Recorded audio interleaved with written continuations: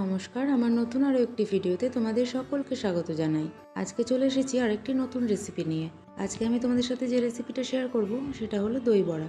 তাহলে চলো রেসিপিটা দেখে নেওয়া যাক। দই বড়া বানাবার জন্য এখানে আমি প্রথমে একটা মশলা তৈরি করে নেব। তার জন্য এখানে নিয়ে নিয়েছি গোটা ধনে, গোটা জিরে আর কয়েকটা শুকনো লঙ্কা। এরপর এগুলোকে শুকনো খোলায় ভেজে নেব। মশলা ভাজার গন্ধ বেরিয়ে আসলে তারপরে এটাকে আমি একটা বাটির মধ্যে নামিয়ে ঠান্ডা হতে দেব। ঠান্ডা হয়ে এলে এবার এটাকে মিক্সিতে আমি গুঁড়ো করে নিচ্ছি।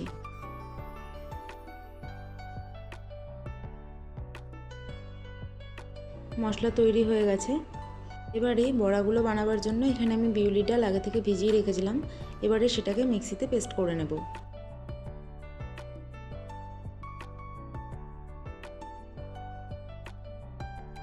পেস্ট করা হয়ে গেছে। এবারে এটাকে একটা বাটির মধ্যে ঢেলে নিচ্ছি। এর মধ্যে সামান্য লবণ দিয়ে দেবো। এরপর এটাকে খুব ভালোভাবে ফেটিয়ে নিতে হবে। বেশ অনেকক্ষণ ধরে এই ডালের পেস্টটাকে ফেটিয়ে নেব। ফেটানো হয়ে গেলে এবারে এটাকে কিছুক্ষণের জন্য রেখে দেবো। এবারে আমি দই বড়ার জন্য দইটাকে রেডি করে নিচ্ছি। এখানে আমি টক দই নিয়ে নিয়েছি পরিমাণ মতো, সেটাকে মিক্সিতে ভালোভাবে ব্লেন্ড করে নেব। ব্লেন্ড করা হয়ে গেলে এটাকে একটা বাটির মধ্যে নিয়ে নিচ্ছি। তার মধ্যে স্বাদ মতো লবণ আর চিনি আমি দিয়ে দিলাম। এবারে কড়াইয়ে তেল গরম করে তখন যে ডালের পেস্টটা আমি ফেটিয়ে রাখলাম সেটার থেকে এবার বড়া ভেজে নেব।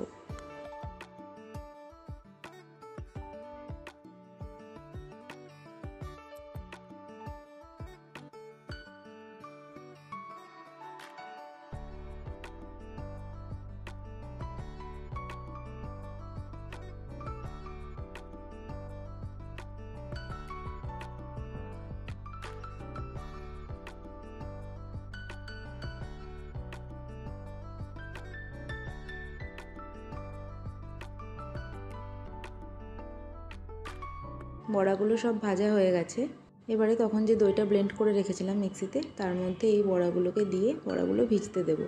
দই বড়া বানাবার সময় অনেকেই এই বড়াগুলোকে জলের মধ্যে ভিজিয়ে নেয়, তবে আমি এখানে তা করিনি। আমি দইয়ের মধ্যেই বড়াগুলোকে ভিজতে দিয়েছি, তাতে এর স্বাদটা আরও সুন্দর হয়।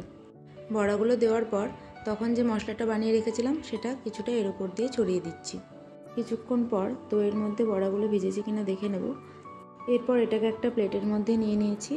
এবার এটাকে সাজিয়ে নেব। সাজানোর জন্য উপর থেকে আমি তেঁতুলের চাটনি দিয়েছি আর দিয়ে দেবো সামান্য বিট লবণ আর চাট মশলা। তারপর এর ওপর দিয়ে সামান্য ঝুরি ভাজা ছড়িয়ে এটাকে সার্ভ করব। তোমরা একবার এইভাবে দই বড়া বাড়িতে বানিয়ে দেখো, আশা করি তোমাদেরও খুব ভালো লাগবে। আর আজকের এই রেসিপিটা যদি তোমাদের ভালো লেগে থাকে তাহলে একটা লাইক, কমেন্ট আর শেয়ার করে দিও। আর এইরকমই আরও নিত্য নতুন রেসিপি দেখার জন্য আমার চ্যানেলটিকে সাবস্ক্রাইব করে পাশে থেকো। চলো তাহলে আজকে এই পর্যন্তই। সকলে ভালো থেকো, সুস্থ থেকো। দেখা হচ্ছে পরের কোনো ভিডিওতে।